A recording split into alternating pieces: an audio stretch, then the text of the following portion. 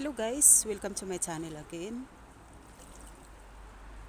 So we are now here in a very big lake in Austria, Europe. So as you can see, mga nakakabar yung mga boat kasi yan ay pang private nila. So nilagyan nila ng cover para kasi yung iba dyan minsan hindi naman nila ginagamit araw-araw. So nilalagyan nila ng cover para hindi sira sa init. So kanina guys, doon kami nag-swimming. So nag-swimming ako mga ano lang naman 15 minutes. Pero ang 15 minutes ko langoy lang ng langoy yun. Para makabawas tayo ng kunting taba. At sabay relax na rin sa trabaho at makarelax ng kunti sa pagod. So, ayan. Dito sila yung iba dyan, private, pero yung iba naman dyan ay pinauupahan nila.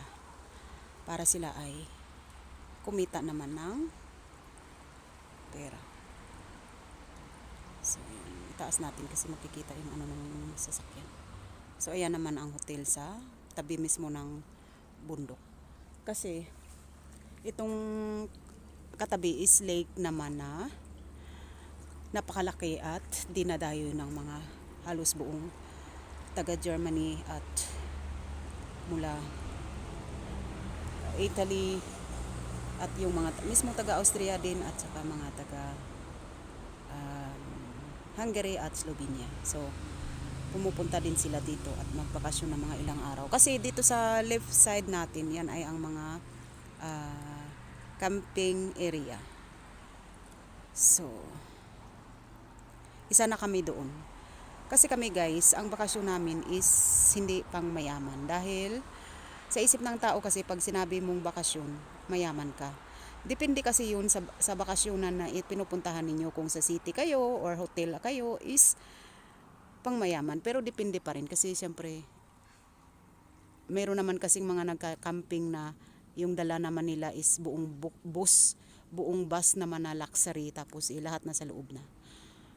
So kami is ang aming bakasyon is tipid bakasyon. Ibig sabihin nagluluto ako kasi siyempre ayaw namin kumain sa labas dahil ang mahal.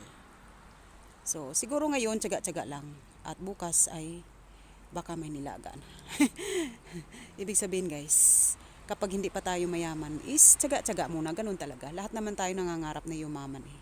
Basta ako siyempre gusto ko yumaman dahil gusto ko maranasan kung mayroong paano may sariling chopper, may sariling airplane, kagaya ni Manny Pacquiao, at may sariling beach at resort. At mayroong sariling bahay sa Amerika or saan ba yung gusto ko? Sa Australia. Minsan ang nasa listahan ko pag ako yumaman, ang gusto ko ay magkaroon ng bahay sa Korea at saka sa Australia. So kasi dito sa Europe, madalas na ako sa Croatia at saka madalas na rin ako dito. At dito kami nakatira ngayon sa Austria at minsan naman sa Pilipinas. So ngayon, ang aming buhay is napakasimple at trabahador sa araw. Para alam nyo na, ibig ko sabihin para makaraos sa pang-araw-araw. Kasi siyempre minsan ang mga kamag-anak natin, akala nila sa abroad tayo mayaman na tayo. Siyempre hindi lahat guys. Hindi naman lahat mayaman. Alam nyo na rin. Yung kagaya rin sa atin, may kapitbahay kang mayaman, may kapitbahay kang tama lang, at may kapitbahay ka rin naghihikaw. So ganun talaga. So pag ako talaga tunay mayaman is pati mga kapitbahay ko gagawin ko ring mayaman. Hindi lang ako siyempre. Kagaya ni Manny Pacquiao, di ba lahat ng mga kamag-anak niya ginawa niyang mayaman, tinulungan niya. So siyempre ganun gagawin natin. So napakaganda guys dito kanina. Ang daming, ang daming isda. Ayan may isda pa rin lumalangoy Ayun. Ayan. Kasi kanina ang umaga, mga 4 hours ago, dito ako kanina sa sobrang daming lumalangoy na isda. Pero meron pa rin Ayan. Kita nyo. Ayan. ano yan eh, parang forelli fish yata yan sa German. So ayan, ang dami oh, may maliliit, may malalaki oh.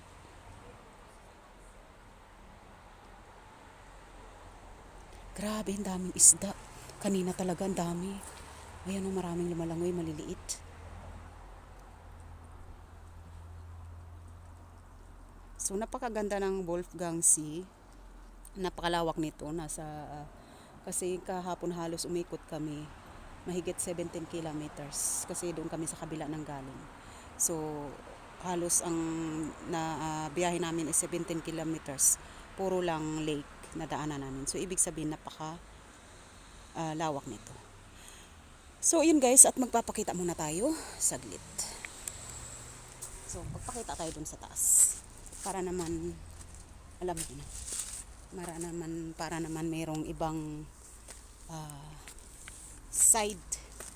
So dito tayo para naman may ibang view. Tingnan natin kung nakita natin. So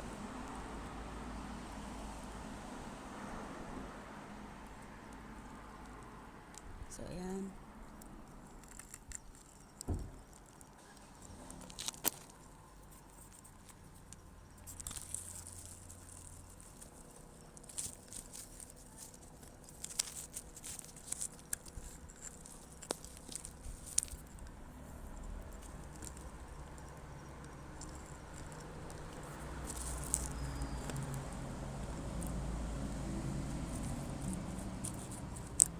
Pag natumba yung cellphone ko, ay di alam niyo guys, meron talaga akong holder, kaya lang hindi ko na naman nadala. So ganun-ganun na lang tayo. So yeah.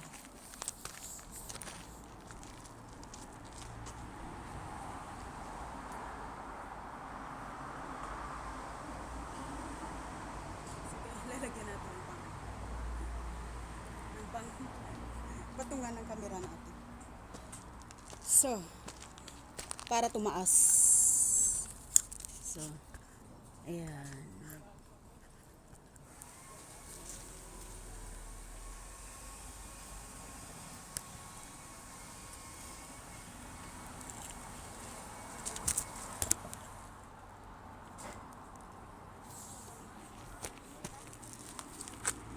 So, yan na guys. Medyo maikikinahan ko.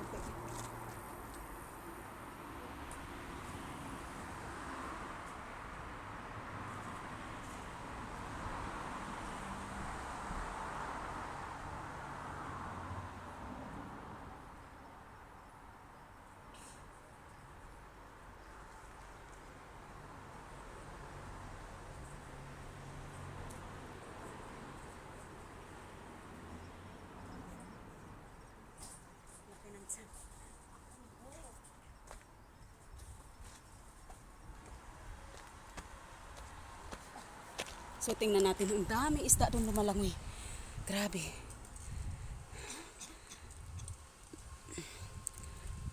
Salamat po sa inyo guys, sa inyong mga panonood. Thank you so much sa inyong oras. Have a nice day everyone.